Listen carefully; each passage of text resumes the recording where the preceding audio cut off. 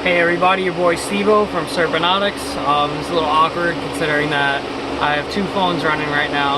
So I'm uploading one of the videos to YouTube and I'm doing it live on Instagram right now. Someone had asked me to post this, so I'm gonna post it about rat breeding, and while I'm waiting for everything to set up, Instagram and YouTube, because I am streaming both right now. I'm gonna just mention a couple things early on.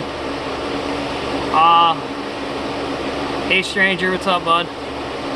So, as I said, I'm gonna talk about rat breeding. Everyone knows my setup is very simple, straight to the point. I use racks from TGR Rack Systems. You can check them out at tgr.com. And also, the efficiency of cleaning these things is very good. I mean, I had to reroute the water lines a little bit because I have several other things going on. Like, I have an extra rack that's not even with this. That was custom idea. So I have water running there and doing other different things. But behind me, 18 tubs, 3 females per tub, which comes out to about 54 females, and 3 males in each row. Well, correction, 1 male per row, because I do a 12-week cycle, so that means 2 weeks, 2 weeks, 2 weeks, 2 weeks, 2 weeks, and so on. But realistically, I do it on a 2-week cycle because it's efficient for me. I keep everything clean, and replacing the food and water is a lot easier because then I don't have to worry about that during the week. But this is so weird because I'm actually looking at 2 phones right now, streaming on both, which is super freaking weird. But who else just joined?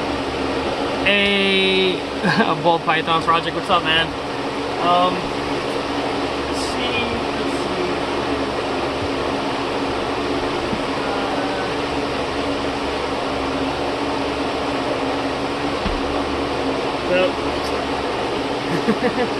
What's up, buddy? Ow! He's digging his claws into me. Unfortunately, I should have probably clipped his nails before even grabbing him because he actually is digging into my skin. Ah, you little fuck. Cute, playful, one of my male breeders. He is probably the king because I've been getting a lot of crazy combinations from him. I mean, my original boy that's down on that side, I'll pick him up afterwards.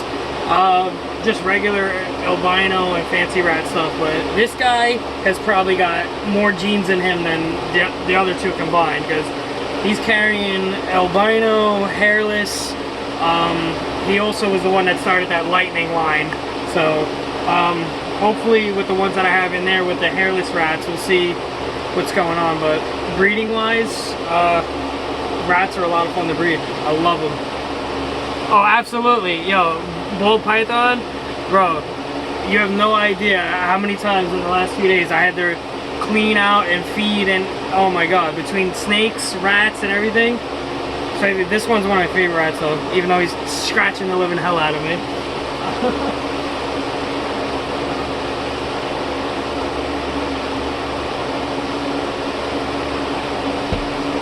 Yeah, one of my favorite albino fancy rats.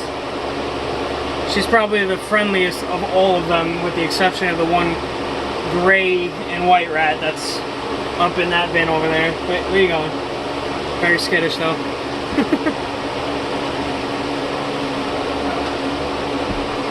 I don't know how everyone breeds their rats normally, because I do mine on a 12-week schedule, and that's 2 weeks per bin and drop the males down. I mean, if I really wanted to get weekly results, I could probably do 1 week at a time, but then that means I would have to eliminate one of my males, and I have 18 tubs, so that also means I'm gonna have to do 9 tubs for a 9-week schedule. That's cutting it close, at least for me, because most people that have a whole rack system that has like 4 or 5 tubs across and then like 12 down usually do a 12-week cycle that way, or they go completely across with the whole setup. So I mean, I forgot who I saw a video on. I think it was Manhattan Reptiles or Olympus Reptiles. They have their own like whole thing in the back room behind their like shop with like rows and rows of stuff. So if you're breeding that way, a weekly cycle will work, because by the time you go to the back, it's going to be several weeks after breeding them. So, I mean, either way, my males can keep going on the regular, because this is the original male rat, by the way. He's the king before that one took his place. Yeah, he's getting older. I'm gonna have to retire him probably after the next cycle. I'm probably gonna retire him. He's been here since like day one with rat breeding. But who knows? So when I started with that one row, I started off with a 12-week cycle. So 12-week cycle, it works. Every 2 weeks you switch the males to a new tub, and in the process you also check the bedding, and do not use anything but pine bedding. Like a premium pine bedding actually works. So pine like this,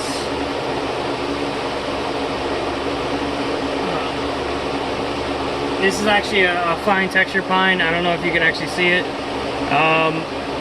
I get this from a friend's shop down in Jersey, and they have all kinds of pine. Now, premium pine is the best.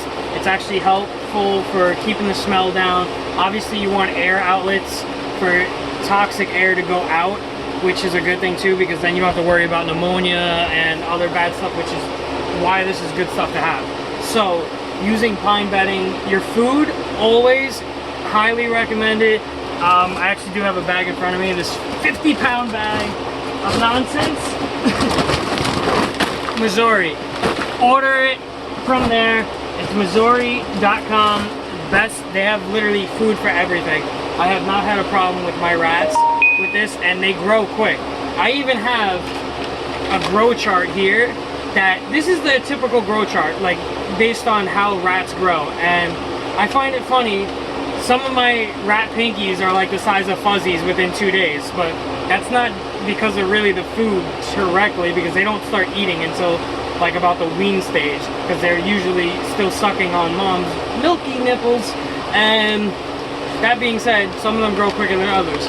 So I mean, that chart that I have is just an idea. So when I'm measuring them, because people do orders, if I get like a few things, I'm sitting there like, yo, what the hell am I doing? So yeah, I actually do have some. Prime example right here, same tub. I'm gonna assume probably from the same mom, but same tub from same moms, and they're eating and drinking the same. But look at the size difference. These were literally a few days difference. Sorry, I'm showing two cameras at once. It's not working too well. But as you can tell, let's see this one, that one. Let's switch sides now. Size is definitely different. I mean, this is technically still a pinky, even though weight-wise it is like 1 gram short of being a fuzzy. This is like literally a fuzzy, because you can tell by the pattern and the color that's coming in and the feel. But that's always a good thing to have. Hey, Andres, what's up? Suzelle, hi. So, like I said, this is weird because I have two phones running, because I am streaming for a YouTube video and this, and I am posting it on YouTube for people to watch later. But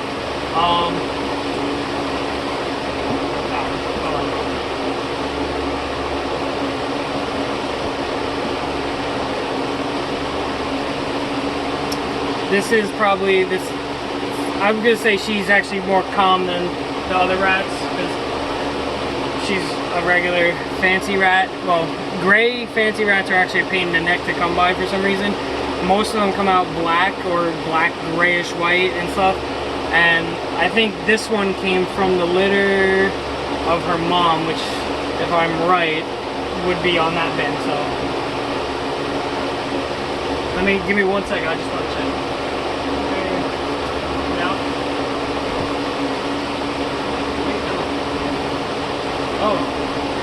Uh-oh. I might have just realized that I had to replace her mom because of that heat wave incident that I had a few months ago. So I think, if I'm correct, this might be her sister.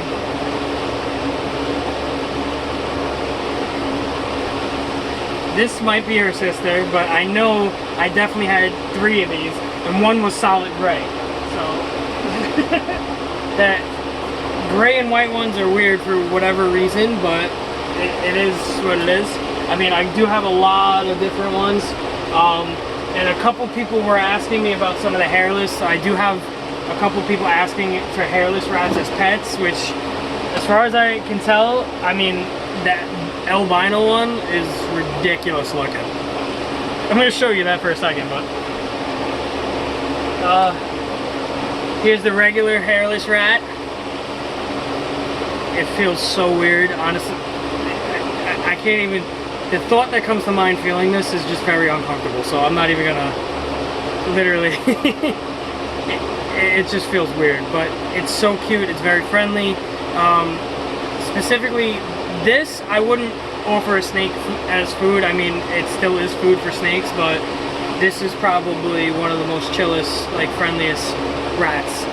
Like, out of like an abnormal looking one, but so far it's pretty cool. And this is just, mind you, this is just a regular, let go of me, I'm not gonna hurt you. This is just a regular hairless rat. And as I said earlier, that one male that I show you, he has the genes for a lot of these. And then this is the albino hairless. This little guy was so friendly and non-skittish, but lately I think it's because he started breeding and the females might be beating him up.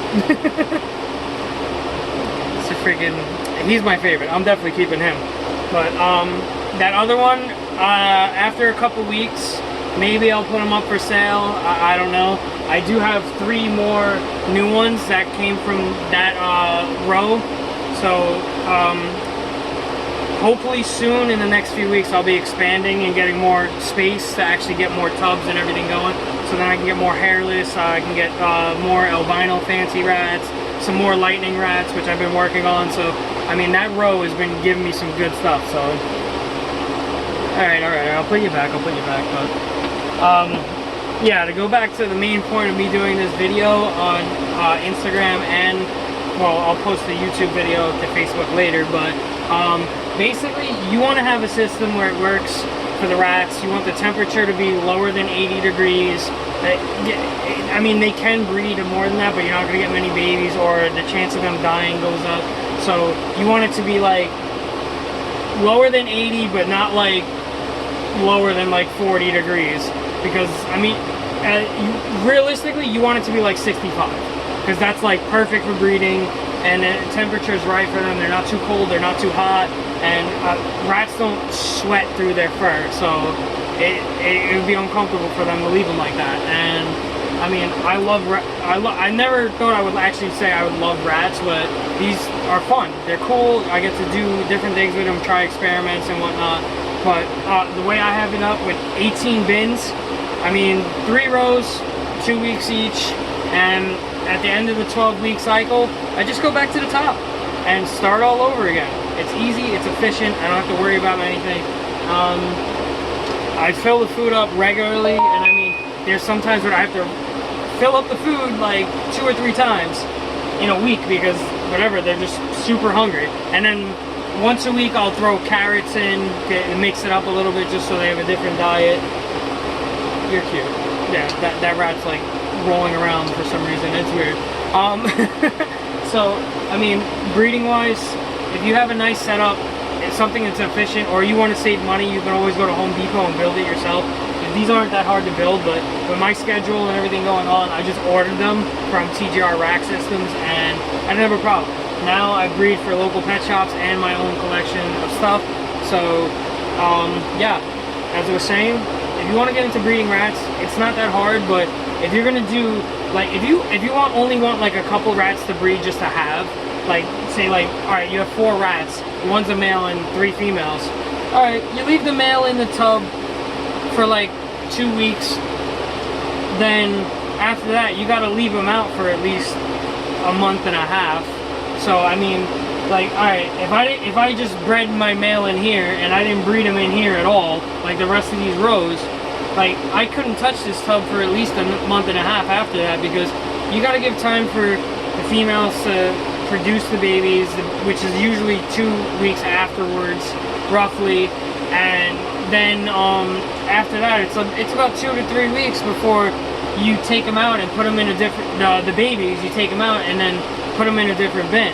So you want the females to be healthy. Once you get rid of the babies, all right, they have like a couple weeks to themselves to regenerate some of the body weight that they had, and they're not losing it because, all right, you have water, you're giving them carrots, they have plenty of food out, and that's how it should be, because you want them to recuperate before you breed them again. I mean, some people breed them like crazy fast, which isn't always good, but I mean, I've seen people do African sulfurs like ridiculously fast. I don't know how African sulfurs work. I know it's a type of rat and that's it, but I mean, mice, same thing. Set up them up, water supply, food, make sure they're taken care of. That's all you got to do. So yeah, I mean, that's basically explaining it. I hope you guys enjoyed it. And if you have any other questions about rat breeding, like saying killing them for pre-kill or frozen, whatever, just shoot me a message, and if I see it, I'll answer as soon as possible. So thanks for tuning in, guys, and I'm looking at two phones like a weirdo. I'm starting to look cross-eyed, but yeah. Thanks. I'll see you guys soon, all right?